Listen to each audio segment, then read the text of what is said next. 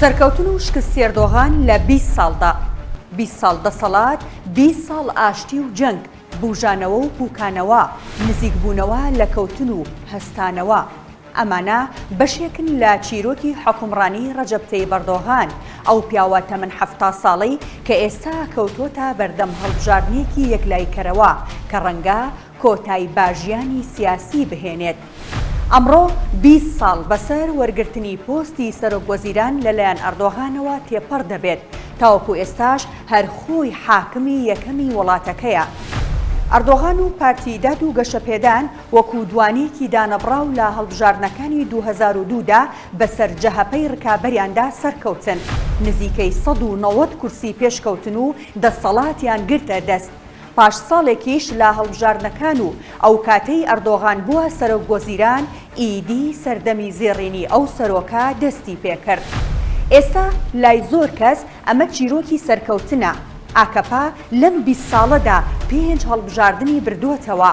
بانگەشەی سەرەکیان بریتیە لە باشکردنی بژێوی هاوڵاتیان، گەشەسەندنی ئابووری و کەرتی پیشەسازی، کشتوکاڵ، بازرگانی، پەروەردە و نزیکبوونەوە لە یەکێتی ئەوروپا. ڕەنگە ئەم دۆخە تێک بچێت چونکە هەڵبژاردنیەک لە پێشە. 14 ئایار واتە 2 مانگی دیکە هەڵبژاردن لە تورکیا بەڕێوە دەچێت. ئەنجەمی ڕاپرسیەکان بەدڵی ئەردۆغان نین. بە پێچەوانەوە چانسەکە زیاترە ڕووی لە کلجدار ئۆغڵوی ڕکابەرێتی.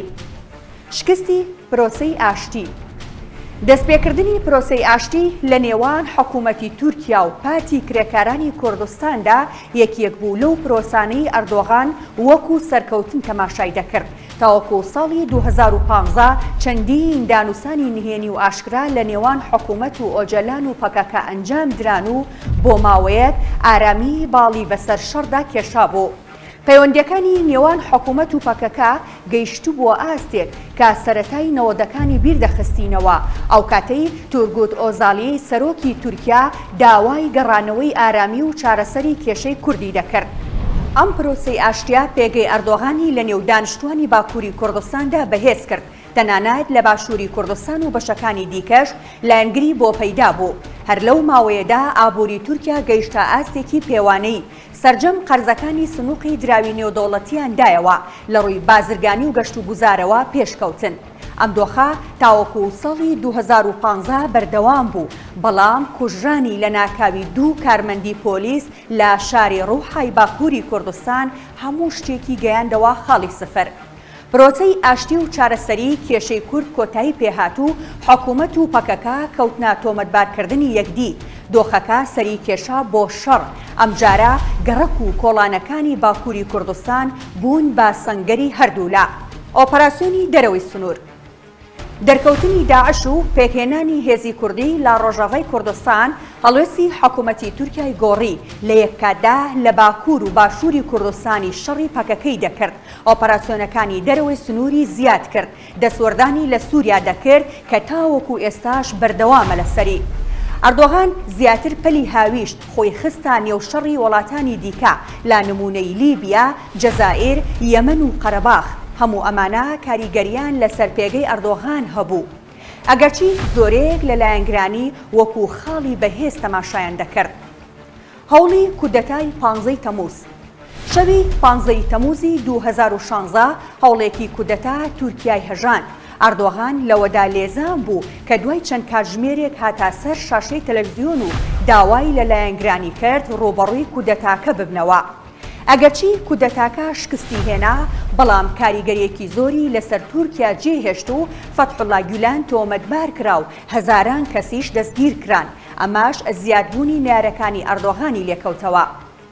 داڕمانی ئابووری ئاکەپا لە سەرەتای حکومڕانیەکەیدا ئابووری تورکیای بوژاندەوە بەڵام دەستپێکردنی شەڕ و ململانیەکان ئەو شانازیەی لێوەرگرتەوە.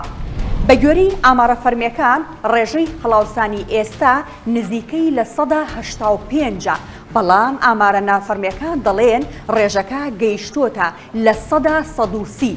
ڕێژەی هەژاری و بێکاری ڕوو لە زیادبوونە بەهای لیرەی تورکی لە 20 ساڵی ڕابردوودا هێندەی ئێستا بەرامبەر بە دۆلاردا نەبەزیوە کە 100 دۆلاری ئەمریکی بەرامبەر بە نزیکەی 1900 لیرەیە. بوومەلەرزەکانی 6 شوبات بوومەلەرزەکەی 1999 ئیزمیر وەگەکێک لە هۆکارەکانی هاتنە سەر دەسەڵاتی ئاکەپەدا دەنرێت، وەکو چۆن بوومەلەرزەکانی 6 شوباتی ئەم ساڵی باکووری کوردستانیش بە هۆکارێکی لاوازبوونی دادەنرێت. ئەردۆغان لە یەکەم لێدوانیدا هەوڵیدا ڕووداوەکە وەکو قەزا و قەدەر بناسێنێت، بەڵام ڕووخانی هەزاران باڵەخانە دەسەڵاتی ڕوبەڕووی ڕەخنەیەکی توند کردەوە. زۆربەی ئەو باڵەخانانەی ڕووخان ئەوانە بوون کە ئاکەپا لە ڕێگەی یاساوە چاوپۆشی لێکردبوون، بەشەکەی دیکەشیان لە سەردەمی دەسەڵاتی ئاکەپەدا دروست کرابوون، بۆیە ئەگەری زۆرە ئاکەپا بوومەلەرزە بیڕووخێنێت، وەکو چۆن بوومەلەرزە هێنابووی.